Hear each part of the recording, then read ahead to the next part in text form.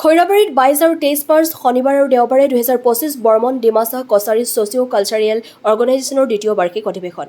ওদালগুৰি জিলা খৈৰাবাৰীত অনুষ্ঠিত হ'ব Barman Dimasa Kachari socio' cultural organisation 22 আৰু 23 মাৰ্চত বৰ্ণাঢ্য কাৰ্যসূচীৰে অনুষ্ঠিত হ'বলগীয়া দ্বিতীয় বাৰ্ষিক অধিৱেশনখনৰ কাম কাজ ইতিমধ্যে সম্পূৰ্ণ হৈ উঠিছে। 3000 অতিথিক আপ্যায়ন কৰিবলৈ আটক ধুনীয়াকৈ সজাই পৰাই তুলিছে ৰভা মঞ্চ। অন্যহাতে 22 তাৰিখ শনিবাৰে ৰাতিপুৱা সমিতিৰ মূল পতাকা উত্তোলন মুখ্য টোকন উন্মোচন কৰিব। 23 মাৰ্চ দেওবাৰ এখন মুকলি সভাৰ আয়োজন কৰিছে আয়োজক সমিতিৰ বিষয়ববীয়াসকলে।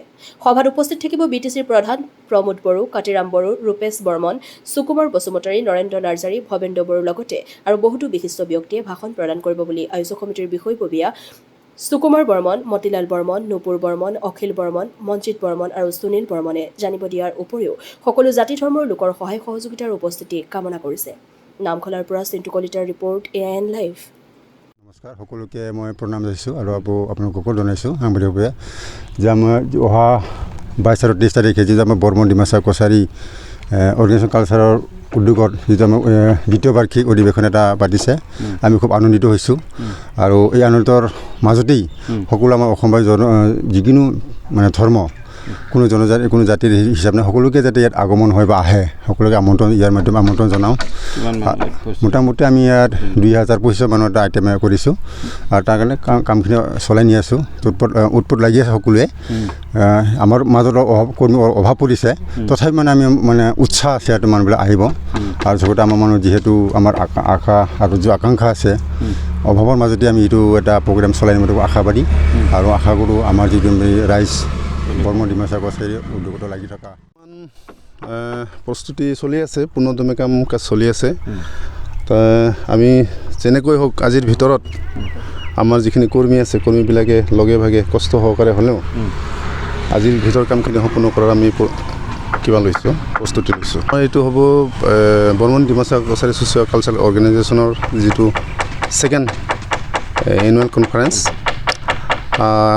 এইটো আমাৰ 22 আৰু 23 তাৰিখে অহাকালিৰ পৰা অনুষ্ঠিত হ'ব। তো অহাকালি আমাৰ কাৰ্যসূচী থাকিব। ৰাতিপুৱা ভাগত 8টা বজাত ফ্লেগ হোষ্টিং কাৰ্যসূচী আছে। ফ্লেগ হোষ্টিং কাৰ্যসূচী সম্পন্ন হোৱাৰ লগে লগেই তাৰপিছত কাৰ্যসূচী আছে আমাৰ হোমেজ টু মাৰ্টিয়াৰ্ছ, স্মৃতি তৰ্পণ অনুষ্ঠান আছে। স্মৃতি তৰ্পণ শেষ হোৱাৰ লগে লগেই তাৰপিছত আমাৰ আহিল কাৰ্যসূচী মেইন গেট উন্মোচন। মেইন গেট উন্মোচন কৰিব আমাৰ এই খৈৰাবাৰী থানাৰ ভাৰপ্ৰাপ্ত OC মিষ্টাৰ হাবিবুৰ ৰহমান ডাঙৰীয়াই। তাৰপিছত আছে আমাৰ মেইন পেণ্ডেল ইনগ্ৰেশ্যন। এই মেইন পেণ্ডেল ইনগ্ৰেশ্যন কৰিব আমাৰ চাৰ্কেল অফিচাৰ এই ৰাজীৱ গগৈ ডাঙৰীয়া। এইখিনি কালিৰ প্ৰগ্ৰাম থাকিব। আকৌ সন্ধিয়া 5 বজাৰ লগে লগে আমাৰ যিটো ডেলিগেট ছেশ্যন আৰম্ভ হ'ব। তো ৰাতিত তেনেকুৱা আৰু বিশেষ অনুষ্ঠান নাথাকিব। ডেলিগেশ্যন পিছত লাঞ্চ, এইখিনিয়ে কালিৰ প্ৰগ্ৰাম হ'ব। আৰু নেক্সট দিনা 23 তাৰিখে আমাৰ ৰাতিপুৱাত অনুষ্ঠান আছে, লাঞ্চ আছে। তাৰপিছত 9টা বজাত ডেলিগেশ্যন আছে। ডেলিগেট কৰাৰ পিছত ছেকেণ্ড ডেলিগেশ্যন আৰু 12টা বজাৰ লগে লগেই আমি অপেন ছেশ্যন মুকলি সভা আৰম্ভ কৰিম। মুকলি সভা চিফ গেষ্ট হিচাপে থাকিব আমাৰ BTCৰ CEM শ্ৰীযুত প্ৰমোদ বড়ো ডাঙৰীয়া তেখেতে থাকিব চিফ গেষ্ট হিচাপে।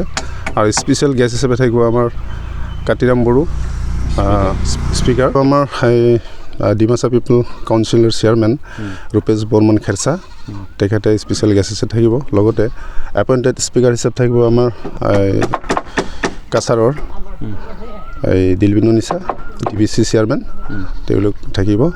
আৰু বহুতো পলিটিকেল লিডাৰ থাকিব।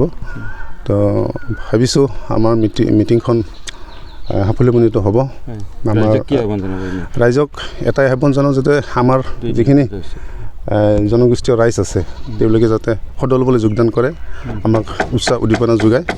যিকোনো খবৰ আৰু বিজ্ঞাপনৰ বাবে যোগাযোগ কৰক 7896121996 লগতে 7002537271।